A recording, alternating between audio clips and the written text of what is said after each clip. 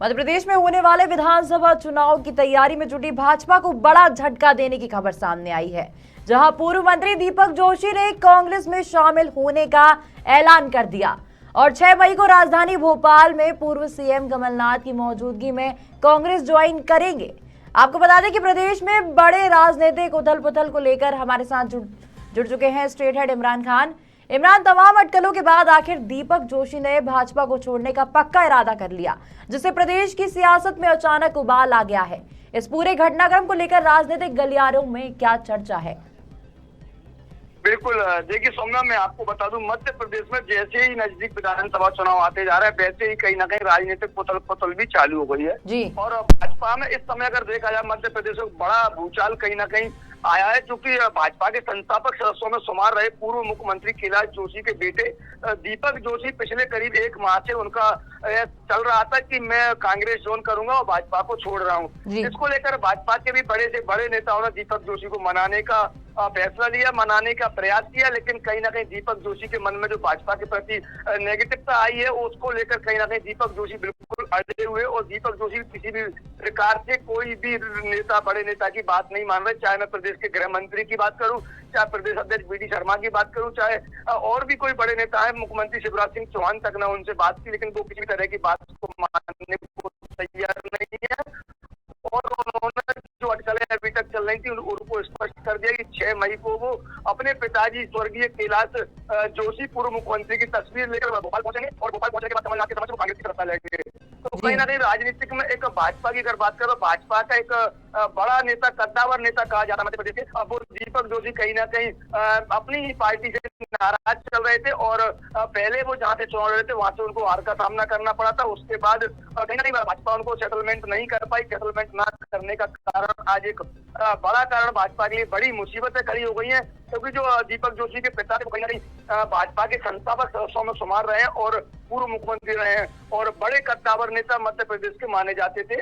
और उसके बाद में जो दीपक जोशी है वो पिछले उपचुनाव में भी नाराजगी उन्होंने व्यक्त की, उसके बाद दूसरी बार फिर नाराजगी व्यक्त की थी, लेकिन उस समय वो भाजपा के नेताओं की मान गए थे और उन्होंने फैसला अपना वापस लिया था। लेकिन इस बार उन्होंने जो फैसला लिया है उसे वापस लेने की किसी भी मूड में नहीं है। 6 तारीख यानी कि कल शनिवार को वो भोपाल में कमलनाथ के समक्ष कांग्रेस की सदस्यता लेंगे, जिसको लेकर हालांकि भाजपा के बड़े नेता अभी भी ये कह रहे हैं कि दीपक जोशी हमारे बड़े नेता हैं, दीपक जोशी को हम मनाने का प्रयास कर रहे हैं। वो ऐसी गलती कभी नहीं करेंगे कि वो अपने परिवार यानी कि अपने परिवार समान पार्टी को छोड़कर दूसरी पार्टी के दामन थामेंगे। लेकिन दीपक जोशी के लगातार बयान आते जा रहे हैं। उन्होंने यहाँ तक कह दिया था सौम्या की अगर कमलनाथ जी कहेंगे तो वैसे मैं ना तो मुझे संगठन में कोई पद चाहिए और ना मुझे चुनाव लड़ना है कहीं से, लेकिन अगर कमलनाथ जी कहेंगे तो मैं प्रदेश के मुख्यमंत्री शिवराज सिंह चौहान के समक्ष उनके खिलाफ बुधनी से चुनाव लड़ने को तैयार हूं। अगर कमलनाथ इस पर मोहर लगाते तो मैं शिवराज सिंह चौहान के खिलाफ चुनाव बुधनी से लड़ूंगा। तो स्पष्ट अंदेशा लगाया जा सकता है कि जब एक भाजपा का कद्दावर नेता का बेटा अगर इस तरीके के अपने मुख्यमंत्री के समक्ष ही विरोध में अगर चुनाव लड़ने की बात कर रहा है तो उसकी जो नाराजगी है वो कहीं ना कहीं जाहिर है। उन्होंने आज ये भी बयान दिया कि कमलनाथ जी की सरकार थी 1.5 साल की, उस समय जब मेरे स्वर्गीय पिताजी का जब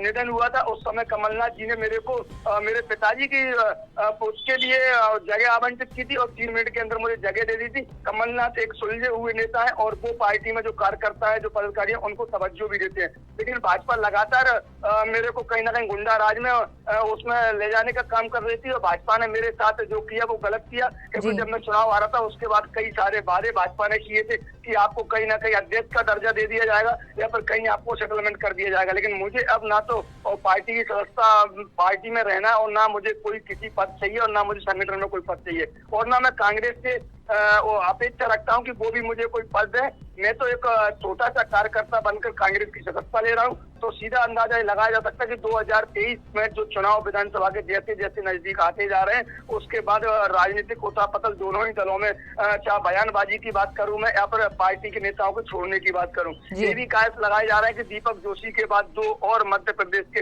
बड़े नेता शायद कांग्रेस में शामिल हो सकते हैं। जैसे कि पूर्व में नेता प्रतिपक्ष गोविंद सिंह का बयान आया था, उन्होंने स्वर्गीय अटल बिहारी वाजपेयी के भांजे अनूप मिश्रा को भी न्योता दे डाला कि आप भी कहीं ना कहीं पार्टी से नाराज है, आपको भी पार्टी ने जो तवज्जो दी, आप एक बड़े कद्दावर नेता मध्य प्रदेश के हो और आप कहीं ना कहीं कांग्रेस को ज्वाइन कर लेना, नहीं तो आपको वहां भी तवज्जो नहीं मिलेगी। तो लगातार ये सरगर्मियां आप देखने को मिलेंगी। जैसे जैसे चुनाव नजदीक आ रहे हैं, कांग्रेस के नेता भाजपा में जाएंगे, भाजपा के नेता कांग्रेस में आने का दौर चालू हो गया। लेकिन देखना होगा कि जो पार्टी के वरिष्ठ पदाधिकारी है, वरिष्ठ नेता है, वो अपने नेताओं को किस तरीके से मनाने में, किस तरीके से संतुष्ट करने में सफल हो पाते हैं। क्योंकि जब से 2 उपचुनाव हुआ है 2020 की अगर बात करूं, तो जब से कहीं ना कहीं 27 या 22 विधायक जो कांग्रेस छोड़कर सिंधिया के साथ भाजपा में गए थे, उस समय से ये कायस लगाना चालू हो गए थे और उस समय से वो राजनीतिक माहौल बिल्कुल वो ले गया एक अलग मोड़ की।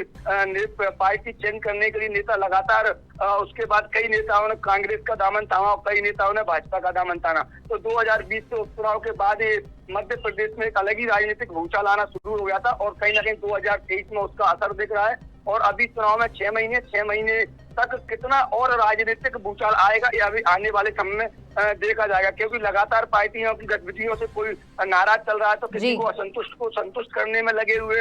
और अभी तो आपको बता दूं कि सिंधिया समर्थक जो है उनके खिलाफ जो 2018 में चुनाव लड़े थे, कहीं ना कहीं वो भी अपनी नाराजगी व्यक्त करेंगे।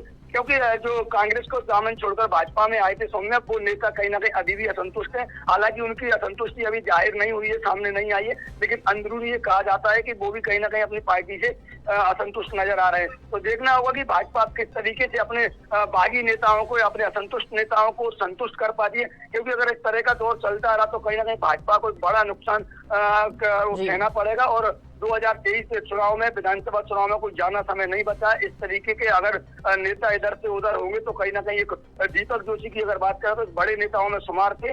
और कल यानी कि अब देखना होगा, अभी भी हालांकि भाजपा के बड़े जो नेता है वो भी ये कह रहे हैं कि दीपक जोशी हमारे बड़े भाई है, हमारे बड़े नेता है। कल गृह मंत्री इंदौर का दौरा कर रहे थे, उस समय उन्होंने कहा था कि दीपक जोशी को मुझे विश्वास है तो कहीं अपनी पार्टी को छोड़ के नहीं जाएंगे, वो हमारे बड़े नेता है। और स्वर्गीय कैलाश जोशी जो संस्थापक के प्रमुख रहे हैं, भाजपा के पूर्व मुख्यमंत्री रहे, वो कहीं ना कहीं अपनी पिताजी को देखते हुए वो पार्टी को नहीं छोड़ेंगे। लेकिन दीपक जोशी ने स्पष्ट कर दिया कि मैं अपने पिताजी की तस्वीर हाथ में लेकर भोपाल पहुंचूंगा, कमलनाथ जी के समक्ष कांग्रेस की सदस्यता लूंगा। तो देखने वाली बात ये होगी, अभी भी 24 घंटे हैं दीपक जोशी के पास और वो 24 घंटे में क्या अपना निर्णय बदलते हैं या फिर अपने निर्णय पर कहीं ना कहीं अड़े रहते हैं। तो ये बिल्कुल देवास से भी ये खबरें आ रही है। संपूर्ण मध्य प्रदेश में इस समय दीपक जोशी की चर्चाएं गली गली और चौराहे पर हो रही है। लेकिन देखने वाली बात ये हुई, कल का दिन बहुत बड़ा दिन कांग्रेस के लिए होगा और उससे ज्यादा कहीं ना कहीं भाजपा के लिए। क्योंकि भाजपा के संस्थापक रहे पूर्व मुख्यमंत्री, उनके बेटे अगर कहीं ना कहीं भाजपा छोड़ रहे हैं तो जाहिर है कि और जो नेता है उनमें भी कहीं ना कहीं असंतुष्टि है। और दीपक जोशी के साथ कितने कार्यकर्ता भाजपा की सदस्यता लेते हैं या कितने नेता सदस्यता लेते हैं, एक कल आने वाले समय में हम दर्शकों को दिखा पाएंगे। जी सौम्य जी इमरान, तमाम जानकारी का आपका धन्यवाद। कहा था कि हम मना लेंगे या जब बात सामने आई थी, क्या वो सब बातें अब खत्म हो चुकी है? देखिए, मैं किसी बात को लेके नहीं गया, ना मुझे पद चाहिए, ना प्रतिष्ठा चाहिए, ना कोई अन्य चीज़ चाहिए। मेरे पिता के साथ जो अपमानजनक व्यवहार इस पार्टी द्वारा किया गया, उसके लिए मैं बहुत दुखी था मन से। लगातार संगठन के माननीय अध्यक्ष जी, संगठन मंत्री जी, मुख्यमंत्री जी, वरिष्ठ नेताओं को अवगत कराता रहा। लेकिन सुनी अनसुनी करने के बाद शायद मुझे लगा कि वो व्यक्ति मेरे लिए ज़्यादा उचित मार्गदर्शक रहेगा, नेतृत्व करता रहेगा, जिसने मेरे कंधे पे मेरे पिताजी की जब मृत्यु हुई थी उस वक्त वो मुख्यमंत्री थे कमलनाथ जी। उन्होंने मुझे बोला था कि दीपक क्या चाहते हो, कैसे उनकी अंत्येष्टि करना चाहते हो। तो मैंने, सर हमारे पास तो ज़मीन भी नहीं है, कोई ऐसा वो व्यवस्था भी नहीं है, हमारे पिताजी ने नहीं बनाई। तो उन्होंने कहा तुम ज़मीन देख लो, हम ज़मीन वहाँ पे करते हैं और अच्छी ज़मीन देखो कि वहाँ स्मारक भी बनाया जाए। तत्काल उन्होंने हमसे वो ज़मीन का जो जैसे ही उनके पास आया, उन्होंने 3 मिनट के अंदर वो ज़मीन आवंटित कर दी थी और अंत्येष्टि की व्यवस्था भी की थी। माननीय सज्जन वर्मा जी प्रदेश के मंत्री होने के नाते हम उपस्थित थे और काफ़ी संख्या में लोग जो कांग्रेस जन थे वो भी उपस्थित थे। तो ऐसा मैं कह सकता हूँ कि जो बात उनके साथ हुई है, तो मुझे लगता है कमलनाथ जी ने मेरे परिवार को प्रतिष्ठित करने की जो व्यवस्था की थी, उसके लिए मैं आज आभार के रूप में उनके साथ जाना चाहता हूँ। वो भैया, एक आप कभी अगर कोई नेता बीजेपी आपके घर आते हैं या कोई फ़ोन आता है तो क्या आप सारी चीज़ें खत्म हो गई? नहीं, मैंने बोल दिया, मैंने परसों से ही बोल दिया कि अब सब चीज़ खत्म। आप अटल रहेंगे, आप कांग्रेस ज्वाइन करेंगे? बिल्कुल। भैया आप अभी जो है पूर्व मंत्री जी दीपक जोशी जी के बंगले के बाहर खड़े हैं, उनके कमरे में से आप निकले, बंद कमरे में चर्चा हुई है।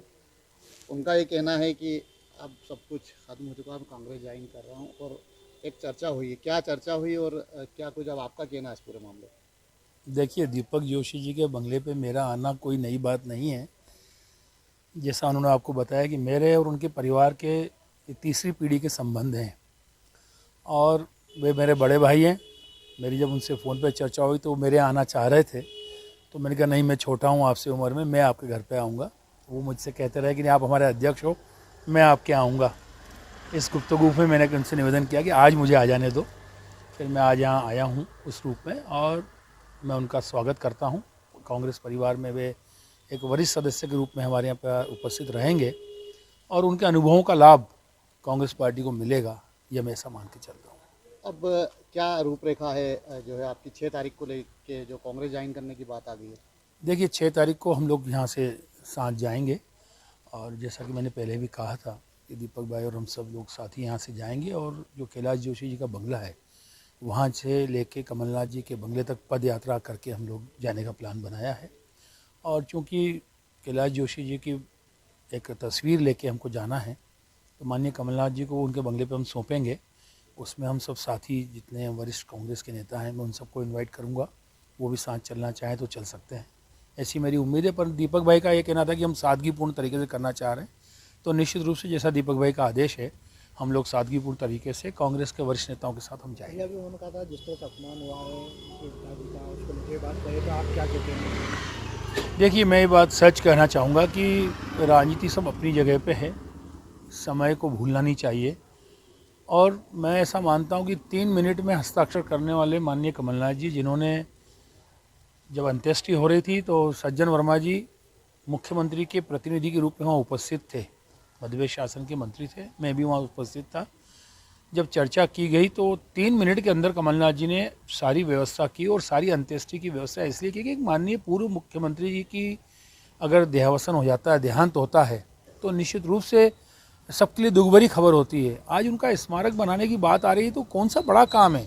आज बीजेपी के सारे वो नेता तमाम जो आज देखिए उनकी स्थिति क्या है, पूर्व मुख्यमंत्री के नाम पे देवास जिले में एक ब्रिज का नाम नहीं होता है, एक हॉस्पिटल का नाम नहीं होता है, कहीं उनका नामो निशान करने को तैयार नहीं है आप, तो आप उनकी विरासत को भुलाना चाहते हैं। और मैंने पहले भी कहा कि दीपक जोशी ने कभी ब्लैकमेल नहीं किया, वो आज भी कह रहे हैं कि मुझे कहीं से चुनाव नहीं लड़ना है। मैं एक सदस्य